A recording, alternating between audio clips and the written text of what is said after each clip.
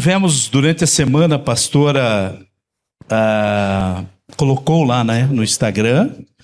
E também, qual que foi o outro? Instagram e no link, porque no Instagram a gente sabia quem mandava.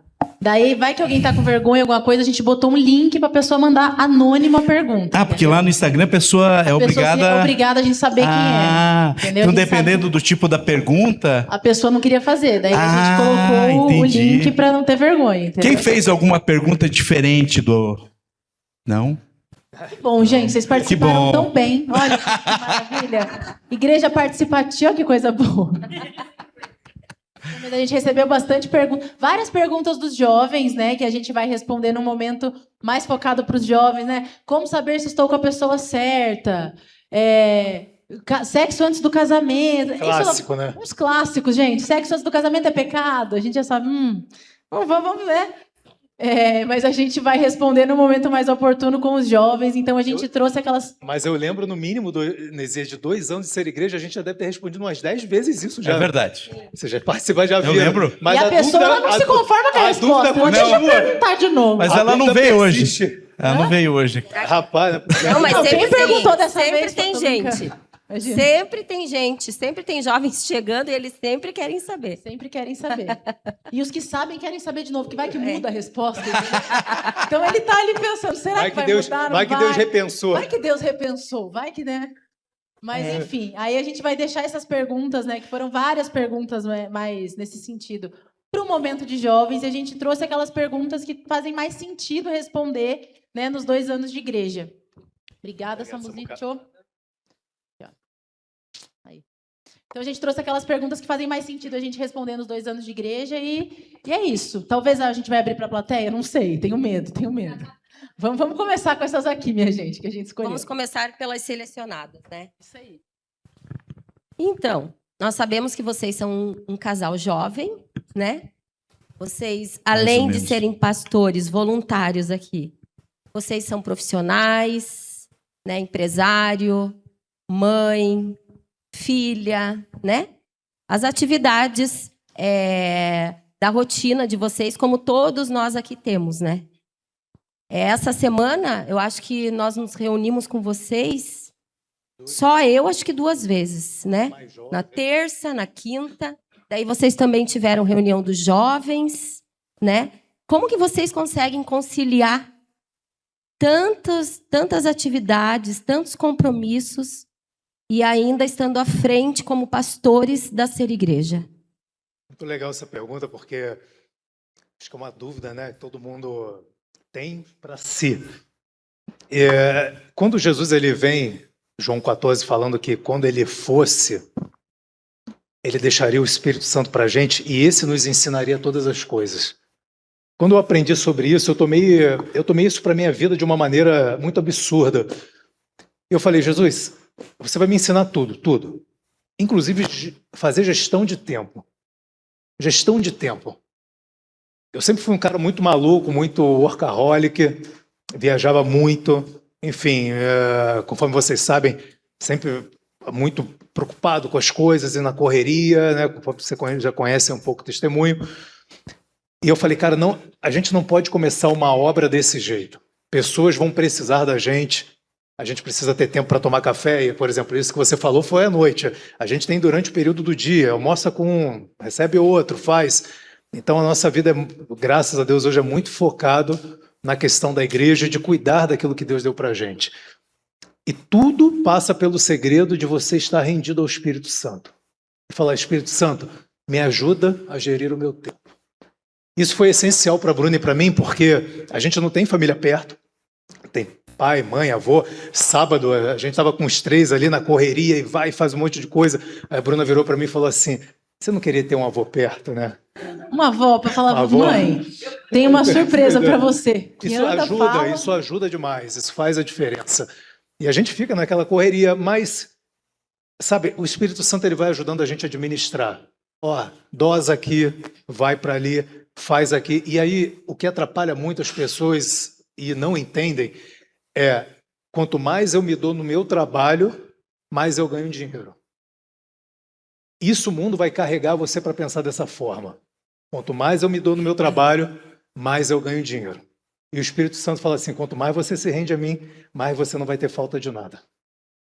E eu tenho vivido isso absurdamente. A minha empresa cresceu, o número de funcionários cresceu, faturamento cresceu, porque simplesmente eu resolvi entender que eu dependo dele. A minha casa depende dele. Então que isso sirva para que vocês entendam que ele veio para ensinar vocês em todas as coisas. O que você está precisando ser ensinado? Gestão de tempo? O mais interessado em fazer gestão de tempo na tua vida para que você tenha tempo para ele, se chama Espírito Santo. Tem um tempo para todas as coisas, é óbvio. Às vezes você está entrando no emprego agora, você está estudando para um concurso. É óbvio, você vai precisar se dedicar para aquilo. Faz parte, está tudo certo. Mas Deus não te chamou para que você viva nessa loucura eternamente.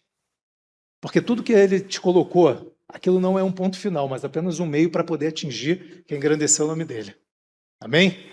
Amém. Espero que tenha ficado claro. E também eu acho que, assim, colocar prioridade. Tem semana que não dá para fazer tudo, gente. Não dá para fazer tudo. E é isso, entendeu? A gente vai colocando ali o que é prioridade. A família é sempre prioridade, né? O nosso primeiro ministério é a nossa família. Então, assim, eles são prioridade. Então, tem dias que não tem. E já semana deixando que claro, vocês vão ter pastores que vão viajar com a família, que não vai ficar 100% focado aqui, não porque não ama vocês, mas porque a gente entende que se a gente não tem um casamento forte, uma família forte, não adianta eu ficar aqui pintando de garanhão, bonitão, que prega tudo e faz tudo, e um casamento destruído com a família, com um filho que não quer vir para a igreja, porque a gente é bitolado. Cara, não, por isso a gente vai botar pessoas para pregar, pessoas para poder coordenar, a gente vai ter o nosso tempo de família, o nosso tempo de viagem, o nosso tempo de cuidado, porque esse é o nosso primeiro ministério, e o teu primeiro ministério é o teu casamento, a tua família, os teus filhos, os teus pais.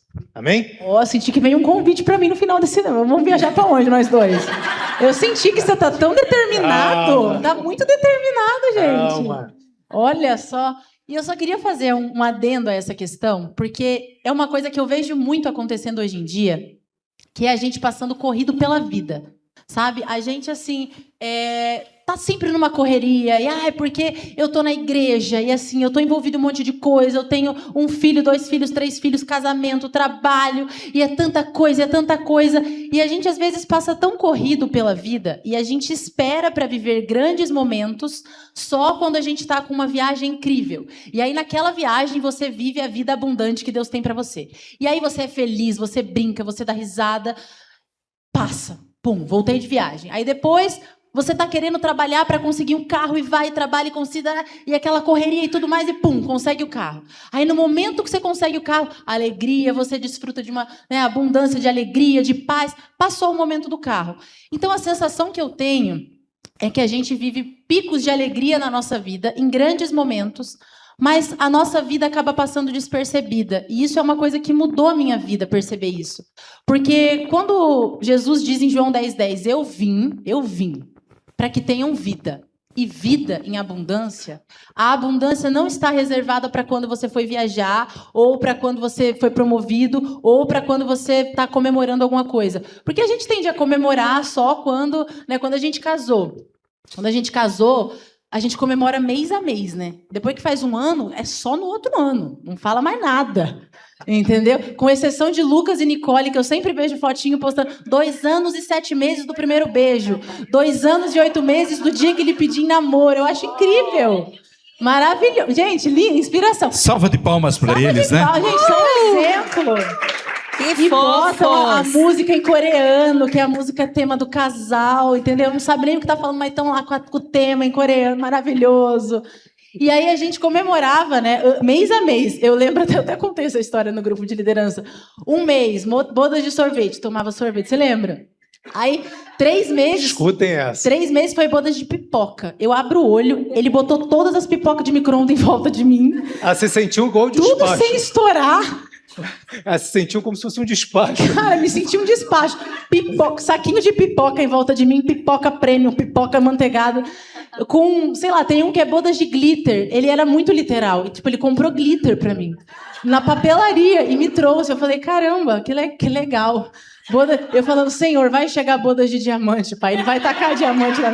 A gente até brincou. Tô juntando dinheiro até lá. Não tem bodas. Tô juntando. Bodas Louis Vuitton, Senhor. Esse dia não tem, Senhor. Não tem. É bodas de madeira. Bodas de... O que a gente viu? De estanho. Algodão. Ele é bem literal, mas assim, eu te amo. Eu achei bem fofo. Romântico. Tem que valorizar. Romântico. E aí a gente vai comemorando o mês da Depois passa, né? Depois só anual, se lembra também, às vezes não lembra, fala, caramba, passou, te amo, vamos sair jantar. Mas a gente tende a comemorar na nossa vida grandes momentos e passar... O que eu quero dizer com isso? E passar por pequenos momentos de maneira despercebida. Só que a nossa vida, ela é pequenos momentos. A nossa vida é a nossa rotina. É a nossa segunda, a nossa terça, a nossa quarta. E a vida abundante que Deus tem pra gente é para esses dias, não para esses grandes momentos, né? E aí a gente às vezes está orando e pedindo por alegria. Pai, eu quero alegria. Minha primeira coisa que eu queria falar para vocês. Pare de orar pelo que você já tem. Você já recebeu o Espírito Santo.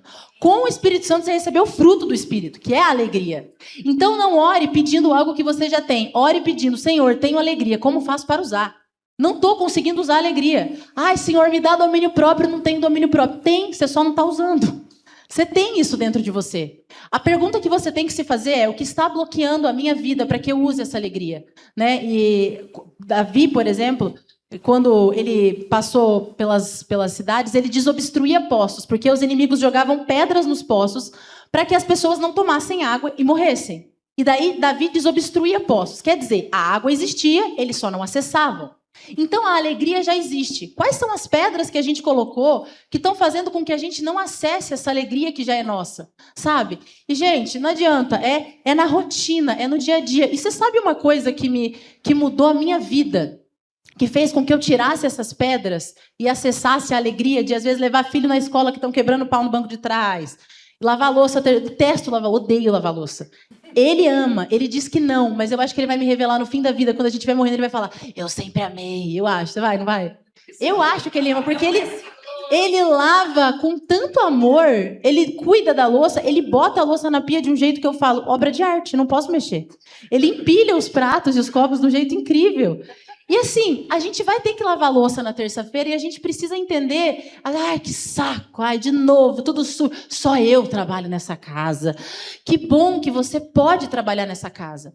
Então, o que me fez tirar essas pedras e acessar essa alegria na rotina é encontrar pontos de gratidão no dia a dia. Você sempre pode encontrar algo que você pode ser grato.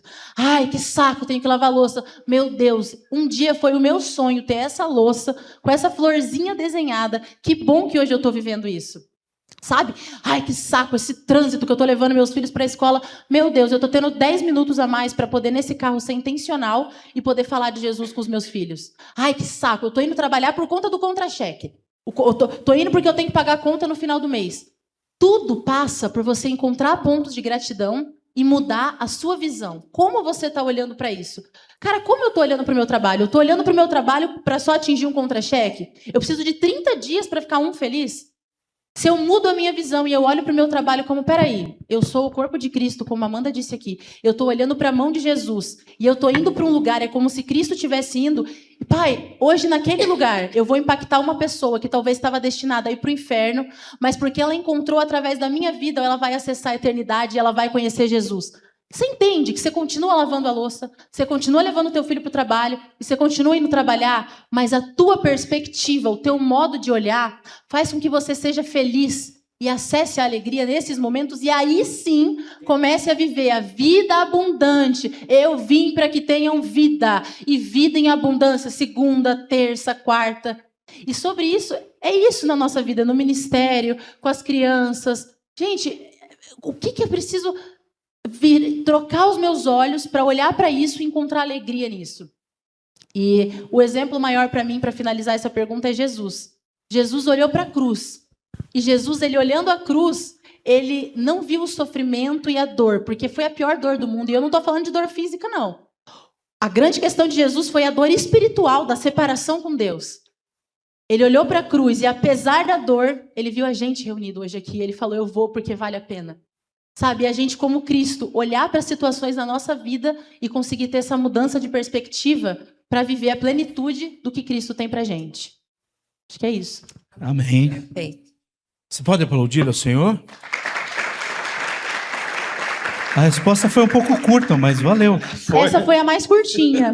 Essa foi, assim, a bem sucinta que a gente trouxe. Eu quase sentei ali e falei, deixa eu pregar que dá tudo certo. Mas tudo faz sentido com a Bíblia, né? Se a gente pega como um manual de vida mesmo. Está escrito, esse foi o dia que o Senhor fez. Alegre-se nele, né? Então é se alegrar mesmo, nas pequenas coisas, que é uma consequência.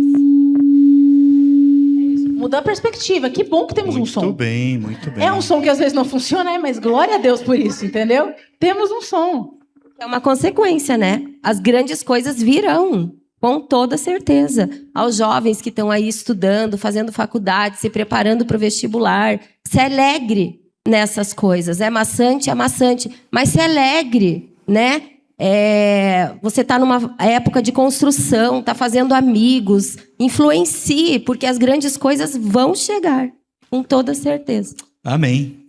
Falando ainda sobre a cruz, uma das perguntas que chegou também foi com relação à graça. Vocês vieram trazendo uma mensagem da graça que simplesmente é o favor imerecido de Deus para todos nós, né? Eu tenho uma definição de graça que diz assim, que é Deus dando e fazendo tudo a quem nada merece. E uma das perguntas que chegou foi assim, por que as pessoas têm dificuldade em aceitar a palavra da graça que é pregada aqui na Ser Igreja através de vocês? Excelente pergunta, hein? A primeira questão que a gente tem que entender, e a gente sempre bate nisso, é que a graça, ela é tida como, por exemplo, às vezes chega a pergunta para a gente, qual é a visão da graça sobre tal ponto? Gente, a gente precisa virar o disco de uma vez por todas, a chave de uma vez por todas. Não existe qual é a visão da graça referente ao tal ponto. A graça é o evangelho, gente. A gente precisa virar a chave de uma vez por todas. Alguém já leu Gálatas aqui? Alguém já leu Gálatas? Levanta a mão quem... Cara, quem não leu, leia Gálatas. E aí vai entender o que eu estou falando. Leia o livro de Gálatas, é muito autoexplicativo. Você precisa nem de um pastor, só o Espírito Santo, é o suficiente, é óbvio, né? Do teu lado para que você entenda o que a gente está falando. Então, assim, qual é a visão da graça sobre isso? Qual é a visão da graça sobre isso? Cara, você precisa entender que a graça é o evangelho, não existe outro evangelho. O diabo, ele coloca perspectivas na minha vida e na tua, sempre colocou, como se houvessem dois evangelhos. Um evangelho que é a graça e o outro evangelho. Só que Paulo vem dizendo bem claro, Gálatas 1, se ainda que um anjo viesse pregar coisa diferente, ou eu mesmo pregasse o diferente sobre a graça, porque Tito 2,11 vem falar que a graça foi personificada em Jesus, ou seja, se alguém pregar alguma coisa diferente de Jesus, seja anátema. E por que as pessoas têm tanta dificuldade? Primeiro, a gente passa por um ponto socioeconômico-político. O brasileiro, diferente do americano, se você um dia conhecer um americano, uma igreja americana, eles têm muito mais facilidade de aceitar a graça do que a gente. Esse é o primeiro ponto. Então, a gente passa por um problema sociopolítico-econômico, onde que nós, a maioria de nós, fomos adestrados a depender de governo. Então, eu preciso depender de governo, eu preciso de depender de político. O político virou um astro. E quanto mais astro ele é, quanto mais difícil é o acesso a ele, mais o ser humano quer. É a mesma coisa que artista e jogador de futebol. Quanto mais difícil você tem contato com um artista e jogador de futebol, mais você quer tirar foto, é o meu ídolo. Onde que nós morávamos, lá na Barra da Tijuca, por exemplo, onde que é o reduto, onde que os artistas moram, um jogador, não sei o quê, frequentava a igreja com a gente. Então era normal você almoçar e estar do lado um jogador do Flamengo, do Vasco, de não sei quem, o técnico da seleção brasileira, e ninguém para tirar foto, porque é normal, o acesso é normal. Mas se aqueles caras saíssem dali e fossem para um local que era de pouco acesso, eles viravam ídolos, sabe? E Satanás, ele, de uma maneira muito sutil, incutiu isso dentro do Evangelho. Incutiu isso dentro do Evangelho. Ou seja, por Deus ser muito acessível, porque a graça é isso, através de Cristo, eu tenho acesso completo a Deus. Concorda comigo? Eu tenho acesso completo a Deus. Então você tem um Deus acessível por conta de Cristo. Só que o que a religião vai fazer?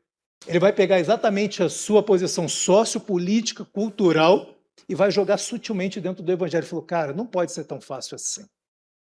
Não tem como ser tão fácil, cara. Ele é Deus, como que pode? Ele é o astro, ele joga, ele é o camisa 10 do Vasco. Não, tô brincando.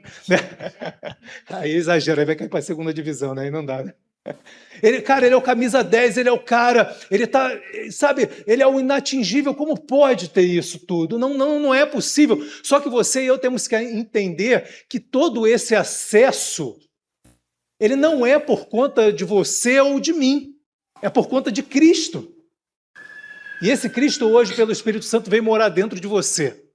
Então esse é o primeiro problema, eu queria que vocês gravassem por que as igrejas não aceitam, por que pessoas têm dificuldade de aceitar a graça. Porque Deus, ele é muito acessível. E você e eu não estamos acostumados com coisas acessíveis, porque a gente só dá valor àquilo que custa. Então o que a gente faz? A gente pega a nossa relação horizontal e tende a colocar numa relação vertical. Aqui, se você não estudar, você não passa no concurso, óbvio. Se você não trabalhar, você não recebe. Então, o que você faz? Você implanta isso para a tua relação vertical. E aí você pega pastores, padres, que infelizmente, um dia pregam o amor, a graça, o favor, aí no outro dia tem que carregar a cruz. Ó, se não der fruto, vai cortar. Olha, se não jejuar, Deus não recebe, tem que estar mais próximo por Deus. Olha com isso, olha com aquilo outro. Então ele coloca barreiras, porque não pode ser tão acessível assim.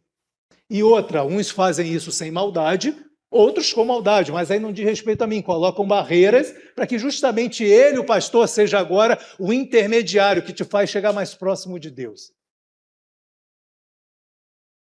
Só que existe só um intermediário, existe só um caminho, existe só uma verdade, existe só uma vida. E se chama Jesus Cristo. Na cruz não era você e Jesus, na cruz era só Jesus. Simples assim. Então ele te dá tudo pela graça e você recebe pela fé. Então a gente tem que tirar isso da nossa mentalidade, do nosso coração, porque você tem um Deus acessível sim. As bênçãos estão acessíveis sim. O que vale muito não é o que tem muito dinheiro ou muito esforço. O que vale muito no Evangelho é o quanto você consegue crer e descansar nele. É isso que vale muito no Evangelho. E não o que você consegue produzir, de quanto você ora, de quanto você jejua. Cara, a oração faz parte. Faz parte, é óbvio. A oração, ela caminha junto, é um estilo de vida teu. Se você quiser jejuar, é óbvio, faz parte, caminha, vai embora. Mas isso não pode ser um intermediário dizer, eu só alcanço o favor de Deus se, eu só faço se. Olha, se eu não produzir, se eu não vier, cara, você tem um Deus acessível. E um outro ponto para poder finalizar, em outro ponto que isso é uma realidade, e eu falo isso com muito pesar dos meus irmãos, a maioria de quem não prega a graça é porque tem medo de perder a ovelha. A maioria que não pega a graça livre, leve e solta é porque tem medo. Tem medo de perder a ovelha. Cara, se eu não estiver no controle aqui e pregar a graça de Deus, cara, os jovens vão descambar para o outro lado, vão sair pecando, ou a pessoa vai ter muita liberdade e vai entender quanto que ela é livre e de alguma forma, sabe, ela pode não depender mais de mim. Só que graças a Deus, vocês não dependem de mim e de Bruna, vocês dependem do Espírito Santo. E o meu papel e de Bruna aqui é justamente fazer vocês entenderem que essa graça não é uma libertinagem para você pecar, mas quanto mais perto de Cristo eu estou, mais longe do pecado eu quero ficar. Amém. Quanto mais eu estou na graça, mais eu livre sou do homem e mais eu dependo de Cristo. Então, dificilmente ou impossível me afastar, porque esse amor queima dentro de mim, porque eu já entendi que nem morte, nem profundidade, nem altura, nem inferno, nem potestade, nem o porvir, nem o presente, nem a dificuldade, nada me separará do amor dele. Dele, não é amor do pastor, é o amor dele que está em Cristo Jesus. Então, gravem isso, vocês têm um Deus de livre acesso. Amém? Amém. Eu acho que tem mais uma questão também, que eu acho que é mais fácil a gente se relacionar com algo palpável. Então, se eu chego aqui e eu falo, olha, você precisa fazer isso, isso e isso para acessar Deus, você precisa fazer isso, isso e isso, e seguir um passo de 1 a 5 para conquistar a tua vitória, cara, tá no meu controle. Então, assim, se eu seguir esse passo, eu vou acessar Deus. Se eu fizer isso, eu tenho favor. Se eu não fizer, eu sou amaldiçoado. Então, é algo que tá no meu controle. Eu faço para ser. E é mais fácil pra gente se relacionar com algo que eu posso tocar, apalpar e tá no meu controle, do que abrir mão e viver de fato pela fé. A gente tem essa tendência como ser humano de querer seguir os passos para então alcançar tal coisa. É mais fácil para a gente, né? Quando a gente se relaciona com algo controlável. E a vida do cristão é chamada a ser vivida pela fé. O justo viverá pela fé. Sem fé é impossível agradar a Deus. Então, por isso que muitas vezes é difícil a gente aceitar a graça, porque durante toda a minha vida eu fiz para receber. E é mais fácil eu fazer para receber do que agora eu entender que tudo foi feito e eu acesso pela fé. Só que é uma virada muito grande de chave e você não consegue voltar para onde você estava quando você entende isso, né? E o Jack falou uma coisa uma vez pra gente que nos marcou muito. Porque muitas vezes a gente passa uma vida inteira construindo uma vida num terreno e vem alguém depois de anos pra gente e diz assim, caramba, você construiu a tua vida no terreno errado, a tua casa no terreno errado. Então, durante a tua vida inteira, você foi acostumado a fazer para receber. O Deus só é atingível se eu fizer tal coisa. Se eu não fizer, eu sou amaldiçoado. E você passou 20 anos fazendo isso. E aí chega alguém e diz, não, mas Cristo já fez, você precisa crer. E aí você abre mão daquela casa construída naquele terreno para começar a construir uma casa do zero em outro terreno, dói. Passa por mão de você também, abre mão do controle. E muitas das vezes a gente não consegue acessar a graça justamente por conta daquilo que Jesus vem explicando na parábola do semeador. Eu lancei a semente, mas o solo estava duro. O solo olhou e falou assim, não é possível, isso aí é brincadeira. Deus é amor, mas também é justiça. E aí veio alguém, o passarinho, e pegou aquela semente. Aí tem o outro solo que você lançou a semente, mas ali está cheio de espinho. Você até entendeu a graça, mas chegou na segunda-feira e aconteceu um problema na tua vida. E aí você diz assim, Deus, você é gracioso, é favor e merecido, Jesus já fez, mas olha o tanto de dificuldade que eu estou encontrando. Pum, e a semente é roubada de novo. Então, acho que esses são alguns dos motivos que as pessoas têm dificuldade de receber a graça. Eu vou perguntar para você, porque isso aconteceu na minha vida. Quantos conheceram um Deus chato, cara? Quantos conheceram um Deus chato? Fala assim, cara, esse Deus aqui, chato, assustador. Eu ouvi um jovem lá em casa falou, Deus é o dono da bola, eu tenho que jogar o jogo dele, senão ele toma a bola e vai embora. Então eu faço não porque eu obedeço, não em fé, mas porque eu tenho medo. Exato, então isso foi uma covardia, que infelizmente às vezes porque foi apresentado por pessoas que ensinaram vocês esse Deus chato. Se você não acha, tá tudo certo, né? Que apresentaram você dessa forma, tá tudo certo. Mas eu vou repetir uma coisa que Deus uma vez colocou no meu coração, foi até quando eu estava falando sobre jejum. É muito mais difícil você se manter crendo do que se você se manter fazendo. Grava isso que eu estou te falando. Por isso que o escritor de Hebreus vem dizer que sem fé é impossível agradar a Deus. Sem fé é impossível agradar a Deus. Não é sem ações é impossível agradar a Deus, é sem fé. Já reparou quanto que é difícil você se manter linear na fé todo dia? Hã? Essa é a coisa mais difícil, cara. Então Deus está te chamando, meu filho, preste atenção, quando os pastores de vocês estão ensinando a vocês que não é por esforço, é por fé, é porque é muito mais difícil crer do que fazer. Grava isso no coração de vocês, amém? Amém. Próxima. Diante de um mundo imediatista, né? Onde é valorizado números, crescimentos, construções.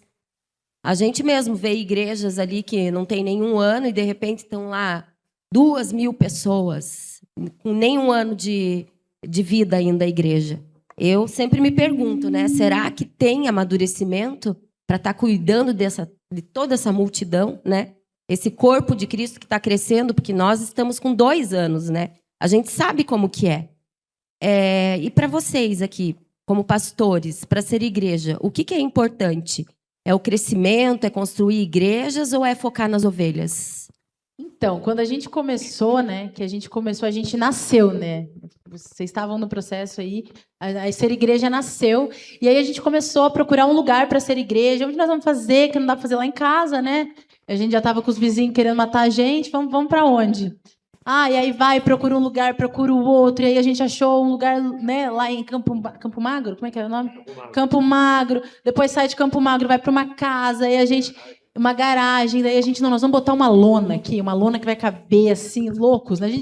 Gente, Posso, uma lona. Não, e não tinha estacionamento. posso fazer uma. Pode. Não, Faça daí aí. um adendo nessa Faça. parte. Aí o pastor, quem lembra da primeira reunião, daí ele mandou lá o descritivo do local, né? Não, mas da minha casa dá no máximo 10 minutos, né? Dezinho, a gente já chega lá. Tranquilo. Tranquilinho. Pertinho. Do Jack ali, 12, 15, 15, Jack, no máximo. Pegava BR. Pegava BR, lembra? A fé já era grande, hein? A fé já era grande, gente. A fé não, já daí era. a gente entrou não lembra, na casa. Mas lá era muito frio, legal. A gente frio, falava, meu Deus, e agora? Bota cobertor nas casas. Culto do manto. Tinha cobertor na casa. Fizemos o culto do manto, saímos espalhando manto para cobertor, cobertor nas cadeiras, e o povo tudo junto aqui. E era isso, gente. E aí, a gente teve um encontro com um pastor, e ele olhou pra gente, e ele falou uma frase que foi tão profunda pra gente naquele momento. Ele falou pastor assim, Silas, né? Foi o pastor Esteve Silas. aqui com a gente. Ele olhou pra gente e ele disse assim, por que vocês estão preocupados em comprar o sapato se vocês não sabem o tamanho do pé? Eu falei, caramba, verdade. A gente muitas vezes está focado no local, mas esse não é o verdadeiro foco. O foco são as pessoas, né? E isso mudou. O nosso foco nunca foi o lugar, mas quando a gente começa, a gente, meu Deus, o lugar, e agora? O lugar. Tem que ter um lugar, tem que ter um lugar, tem que ter um lugar. E o nosso lugar, quando é que a gente vai comprar, quando vai ter? E isso é realmente uma... A gente quer isso, é óbvio, a gente vai falar um pouquinho disso depois, mas isso não é... Tá longe de ser a preocupação número 1, a prioridade na nossa vida, porque o que a gente acredita que é o verdadeiro legado, porque às vezes a gente está preocupado em deixar o legado, um grande templo, lindo, maravilhoso, mas o grande legado são as pessoas que vão passar o legado adiante. Porque para pensar, gente, a gente estava falando sobre isso essa semana. Abraão não tinha Bíblia, né? Abraão não tinha nada para ler, não tinha Deus. Por que é Deus de Abraão? Porque um dia Abraão ouviu a voz de um cara e pensou, é Deus falando comigo. E ele começou a falar para o povo, e Deus falou comigo, então é o Deus de Abraão. Ah, o Deus de Abraão, porque falou com Abraão. Mas não falava com Abraão todo dia, falou com Abraão, depois era anos e anos depois, falava de novo com Abraão. E daí Abraão ia contando para as pessoas, que ia contando para as pessoas, que ia contando para as pessoas, que a gente tem escrito uma Bíblia hoje. Aí a gente vê Templo de Salomão. O Templo de Salomão, uma coisa surreal, linda, maravilhosa, gigante, perfeita, rico, coisa de ouro, de cima a baixo. Onde está o Templo de Salomão hoje? Algo tão suntuoso, grande, lindo, maravilhoso, não existe mais. O que é que existe? As pessoas, o legado, a palavra, aquilo que vai sendo passado. Então, o nosso legado, como ser igreja, o que Deus colocou no nosso coração são as pessoas. Esse é o maior legado que a gente pode deixar. O maior legado é a gente subir aqui, estar aqui, falar uma coisa e uma pessoa vir pra gente no final e falou assim, cara, você abriu os meus olhos, eu tô vendo o evangelho de um jeito que eu nunca vi. Nossa, e ela vai passar isso pro filho dela, e o filho dela vai passar... Gente, o maior legado, e isso eu não falo só como igreja, eu quero falar como família, pros nossos filhos. Eu penso assim... Gente, não existe nada mais poderoso e nada maior que você possa deixar para um filho. Ah, o que você prefere? Deixar uma conta com 10 milhões de dólares ou deixar incutido no DNA do teu filho que o Senhor é o meu pastor e nada me faltará? Dá para deixar os dois? Dá para... Se der para deixar os dois, né? Mas a verdade é que entre um e outro, todas as coisas passam. Você não sabe como é que vai estar, como é que não vai estar, se os 10 milhões vão existir, não vão.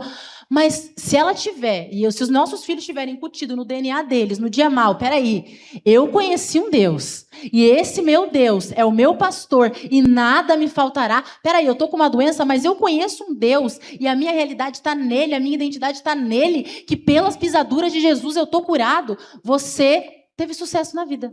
Você deixou o maior legado que você pode deixar para uma igreja e para os seus filhos. É isso. Assim, e respondendo, talvez nesse ponto também um pouco mais objetivo, a gente não é contra, deixando bem claro, nem temos nada a ver com a igreja que cresce, que diminui, que faz, a gente está preocupado com o nosso aqui. O que deixa de fazer, o que não faz, não compete a gente, está tudo certo. Que Deus, assim, e nem podemos ser levianos, a gente quer crescimento de números também, tá, gente? Então, chame amigos, se isso é bom, você vai espalhar esse evangelho para um amigo, para um vizinho, para poder chamar. Isso faz parte do evangelho. mas a gente não está atrás de um crescimento desordenado, desenfreado. Tem que multiplicar, tem que fazer, tem que acontecer. Uma coisa que, enfim, nos impactou muito, a gente teve reunião de líderes essa semana, lá em casa, e aí o momento que a Bruna pediu para fazer uma dinâmica, separando de grupos, e cada grupo botava ali uma pessoa, né, destinava para trazer uma palavra e depois ia passando para o outro grupo para fortificar.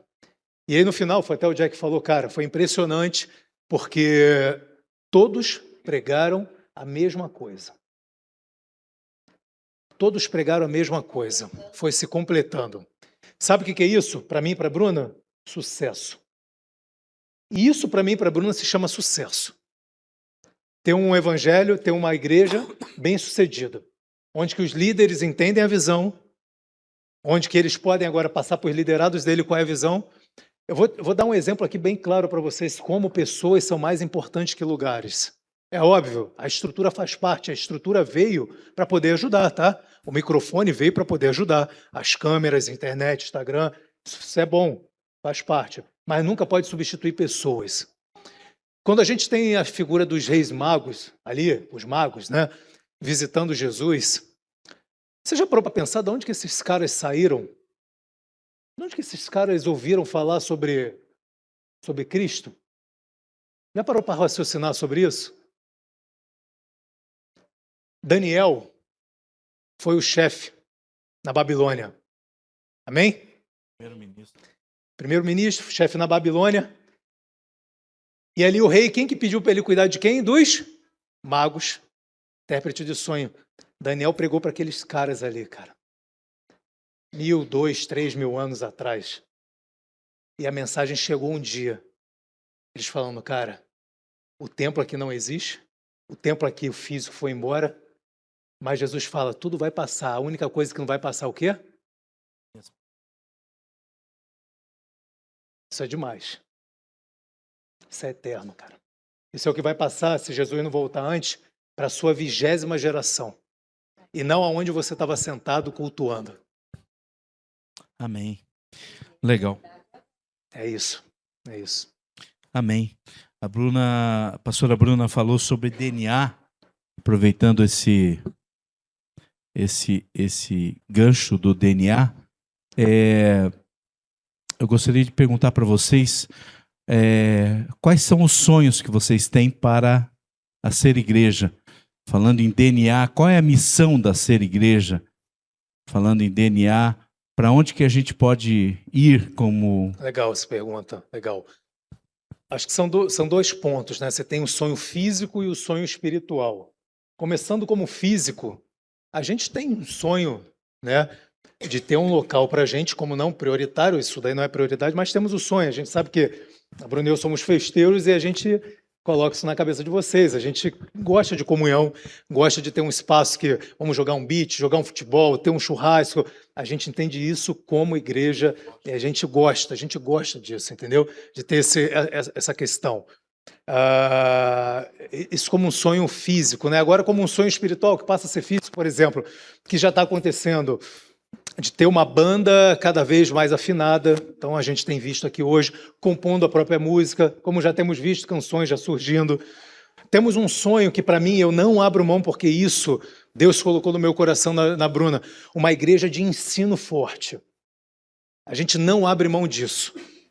Uma igreja com ensino forte, ensinando a palavra de Deus. Foi conforme eu passei, cara, cadeira vai passar, local vai passar, mas quando você entende, você é ensinado que você não depende de pastor para poder te conduzir durante a semana com Deus. Quando você entende profundamente. Uma vez eu estava ali atrás, depois de uma das pregações, enfim, o Rafa Cavaleiro veio me abraçando, chorando, falou assim, cara, eu conhecia Deus de ouvir falar, cara. Agora eu sei quem Ele é durante a minha semana da minha vida. Eu estou orando em línguas, eu estou orando no Espírito, eu tenho comunhão com Ele, eu tenho relação com Ele, eu sei quem Ele é, Ele me fala comigo, eu estou na palavra, e isso e aquilo. E o cara que foi criado dentro da igreja, quantos anos, Rafa? Desde criança, 50 e quanto? Vai ter... 41, né? Igual a mim, né? Então, assim, 42. Então, Sabe, o que a gente está colocando para vocês, e é o nosso sonho, por isso que a gente está com o Instituto Teológico, por isso que a gente pega a banda, fica ali em cima da questão do que está cantando, porque a gente quer que vocês aprendam. Aprendam a ser livres de homem, a ser dependentes somente do Espírito Santo. Amém? Acho que é isso. Esse é o nosso sonho. Tem mais uma. Enfim, no geralzão aí para vocês entenderem. Pergunta. Sexo antes. Finalmente, o que vocês querem saber? Com certeza, né? Sempre querem saber. É essa a pergunta, viu, gente? Que sempre querem saber. Mas vocês vão ter um momento específico para isso. Lá no arco, lá fora, quando a gente entra, vocês viram que tem uma frase no arco de Bexigas? Está escrito: avancemos para águas mais profundas. Por que a escolha dessa frase? Vocês repararam que lá no começo tem avancemos para águas mais profundas? Então foi assim, essa semana eu pensando, né, eu queria colocar uma frase ali, um versículo e tudo mais. E aí eu li essa passagem na Bíblia e Deus me lembrou de uma coisa que aconteceu comigo há 2 anos e pouquinho atrás, quando a gente estava saindo de outra igreja, que no final do retiro uma mãe veio orar por mim e ela orou por mim e ela disse assim, olha, e estava tudo bem naquela igreja, eu não me imaginava sair naquele momento e ela me abraçou e falou assim, olha só, fica atenta porque Deus vai mudar completamente vocês de lugar. E ele vai mudar, ele vai mexer vocês vão começar a entender o propósito de vocês, só que vai ter um processo. Eu fui reler, porque eu anoto tudo que me falam de profecia, eu anoto para ter tudo lá para ver se, né, para confirmar depois com o Espírito Santo. Aí eu fui lá, anotei e tal, eu fui reler agora. E aí estava escrito assim, ó, você vai passar por um processo, mas o que eu quero te dizer é que vocês não vão pescar de vara, vocês vão pescar de rede. E ela me disse aquilo, e para mim estava tudo certo no lugar onde eu estava. E 3 semanas depois, a gente já estava fora da igreja, com um membro reunindo lá em casa, começando a ser igreja, sem nome de igreja, né?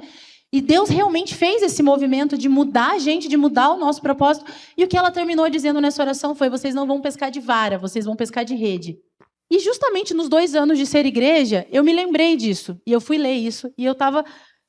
E esse versículo ele veio para mim antes de eu ler isso, né? E é muito interessante essa história. Essa história está lá no Evangelho de Lucas.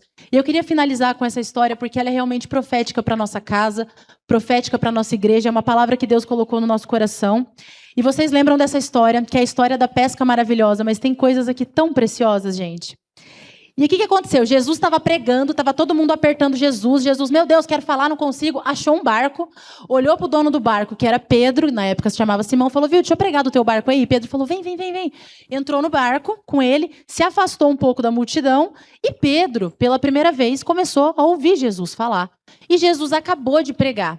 E naquele momento, Pedro tinha vindo de uma pesca horrível, eles passaram a noite inteira pescando, e a noite era um momento bom para pescar, porque os peixes não conseguiam ver a rede, então era mais fácil para eles pescarem, o clima ajudava, e eles não tinham pescado nada, já tinham lavado a rede, quer dizer assim, desistir, lava a rede que acabou por aqui. E aí Jesus, depois de pregar, Pedro ouviu Jesus, e Jesus ele vai e diz o seguinte, acabou de falar, acabou de pregar, olhou para Simão e falou assim, faze-te ao mar alto e lançai as vossas redes para pescar. Em outras versões falam assim, vá para águas mais profundas e lance as suas redes para pescar. E aí Simão chama ele de mestre. Simão nunca tinha ouvido antes e pela primeira vez ele ouviu e ele reconheceu. Cara, tem alguma coisa diferente nesse homem, porque eu ouvi ele pregar e tem autoridade aí. Ele fala, mestre, então, eu trabalhei a noite inteira. Eu nada apanhei. Ele contou para Jesus, ele abriu o coração para Jesus, mas ele continua. Sob a tua palavra, eu lanço a rede. E aí ele fez assim. Ele foi para águas mais profundas. E eu sempre penso nos porquês das histórias, né? E Jesus podia ter falado, Simão, lança a tua rede aqui. Porque ele podia ter lançado ali na beirada e pegado o peixe. Jesus podia ter falado, fecha teus olhos. Ele ia fechar os olhos e ia pular peixe dentro do barco. Jesus podia ter feito da maneira como ele quisesse, mas ele escolhe, ele é intencional em dizer, vá para águas mais profundas. E fazendo assim, colheram uma grande quantidade de peixe, rompiam-lhe as redes. E eu fui pesquisar, e para você romper as redes, é 700 quilos de peixe. Para você virar um barco, gente, é peixe, é quase 1 tonelada de peixe. É peixe que não acaba mais. E aí, nesse momento, eles fizeram sinal para outro barco, né? Porque a abundância fala sobre isso, a abundância fala sobre repartir, sobre generosidade. Sempre que Deus abundar na tua vida, Ele vai te chamar, existe um chamado para você chamar outras pessoas para participarem disso. E aí o outro barco ajudou, e vendo isso, olha a atitude de Simão Pedro. Ele prostrou-se aos pés de Jesus e ele disse: Senhor, ausenta-te de mim, que eu sou homem pecador.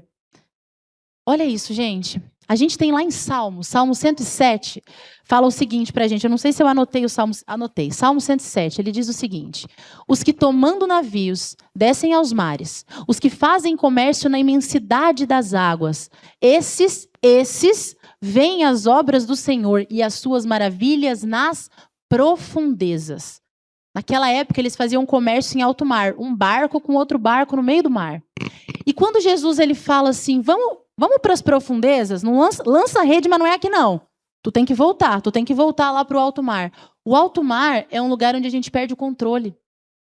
É onde, se o barco virar, o que eu faço? Estou em alto mar, eu não tenho para quem pedir ajuda, eu não vou conseguir nadar até a superfície de novo, até a margem de novo.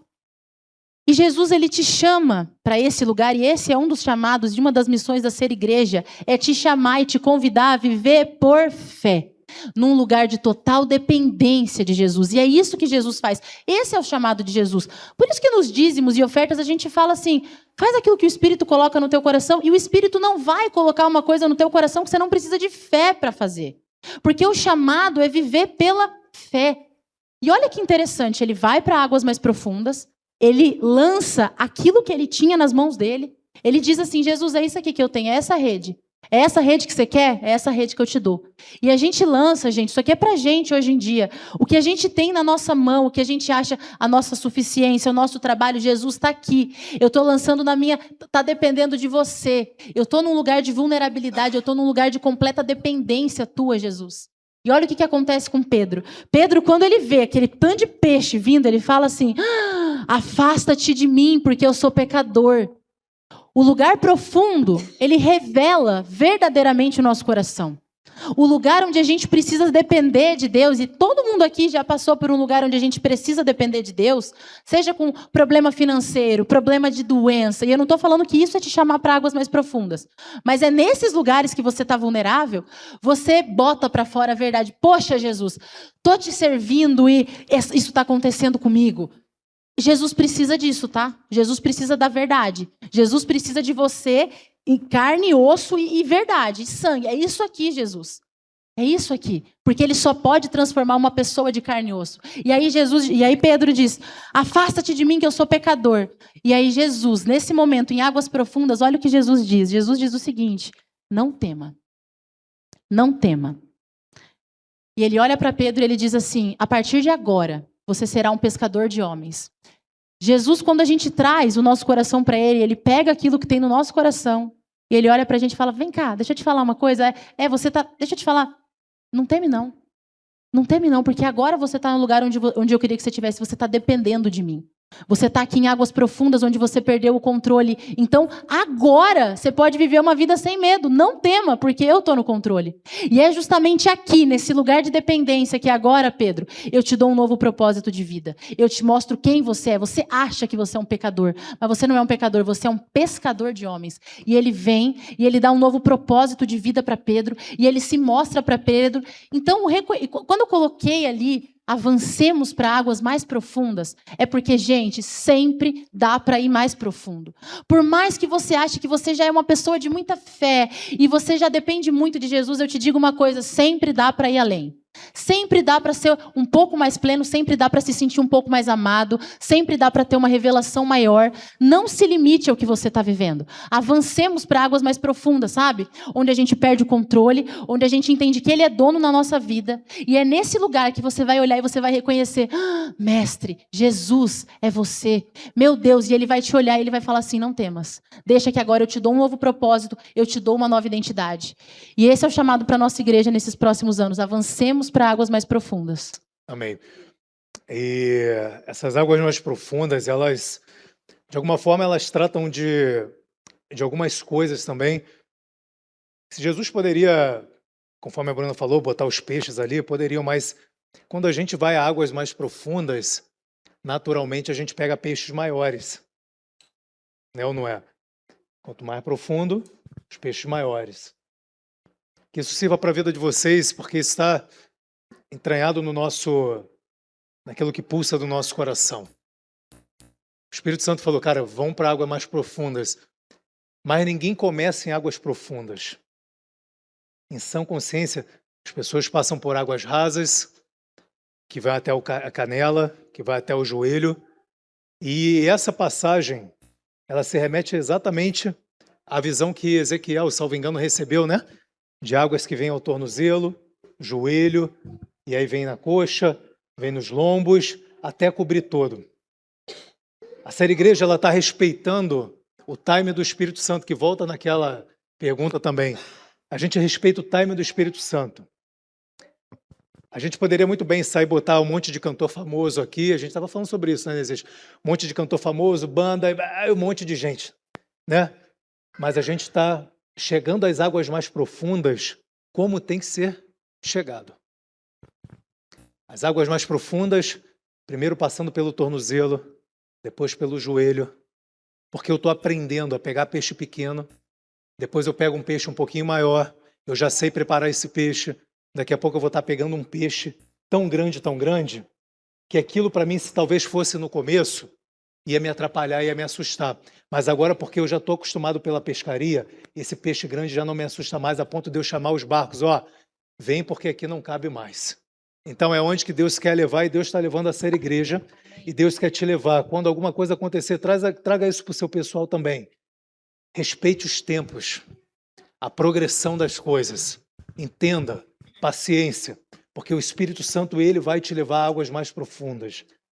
Mas essa água mais profunda é justamente para que quando você chegue na água mais profunda, pronto para pegar o peixe maior, você entenda que esse peixe maior não está sendo pego porque você chegou à água mais profunda. Porque quando você está em água mais profunda, é ali que você perde o controle de tudo. Então, quanto mais você perde o controle, mais você está suscetível a pescas maravilhosas e a pescas maiores. Porque não depende de você, vai depender somente do Espírito Santo. Amém. Amém? E a gente Graças quer fazer a um Deus. momento com a igreja. Não, só antes desse momento, gostaria de fazer o outro momento, que é de agradecer a vida de vocês, né, perante a igreja. E eu gostaria de ler um versículo aqui do Novo Testamento, para que não tenha dúvida. E foi Paulo quem escreveu, 1 Tessalonicenses 5, 12 e 13. Irmãos, pedimos que respeitem aqueles que trabalham entre vocês, que os lideram no Senhor e os ensinam. Tenham-nos em alta estima, com muito amor, por causa do trabalho deles. Amém? Amém. Alguém conhece esse versículo? 1 Tessalonicenses 5, 12 e 13. Tenham-nos em alta estima, com muito amor, por causa do trabalho deles. A ideia aqui não é colocá-los num pedestal, nada disso, né? Mas apenas honrá-los como líderes que Deus colocou no nosso meio. Amém? É só nesse sentido, porque eles são muito comuns em todas as áreas, recebem todo tipo de ligação, respondem o WhatsApp, ligam. Alguém já não... Eles não responderam o WhatsApp de alguém aqui? Agora foi pesado. Foi ousado, hein? Eu pensando das 30 conversas que eu arquivei para responder depois, quando eu tivesse tempo. Eles respondem. E às vezes você nem pensa, quem nunca pensou em receber um WhatsApp deles? Não estava nem imaginando em receber um WhatsApp deles. Levanta a mão aí, gente. Aí, ó. Então, eles respondem. Tá certo? Então não é uma questão de colocá-los no pedestal, mas apenas de respeito. Eu gostaria que a gente ficasse em pé, pudesse impor as mãos aqui para frente, para que a gente pudesse fazer uma oração por eles aqui nesse momento. Amém? Vamos lá? Pai querido, nós queremos te agradecer, Senhor, pela vida da pastora Bruna, do pastor Rafael. pela dedicação deles a esse ministério, Pai, pela vida dos seus filhos, Senhor, pela rotina, Senhor, que eles têm estabelecido aqui, neste lugar, ó Pai, perante esse povo, Senhor. Muito obrigado, Senhor, ó Pai. Pedimos que as tuas bênçãos continuem sendo derramadas, Senhor, ó Pai, como já está escrito na tua palavra, Senhor. Elas já desceram, Senhor, ó Pai, de forma abundante, Senhor, ó Pai, na vida deles, Senhor, ó Pai. Nós te agradecemos, Senhor, pela vida deste casal, Senhor, pela vida dos seus filhos, Senhor, ó Pai, e que eles continuem, Senhor, a pregar a sua palavra, Senhor, ó Pai, com essa leveza, Senhor, ó Pai, com esse objetivo de fazer com que as pessoas creiam, que as pessoas possam se dedicar a crerem na tua palavra e não por algum interesse, Pai. Obrigado por esse momento que tivemos aqui, te agradecemos, no nome santo de Jesus. Amém. Você pode aplaudir ao Senhor? Amém.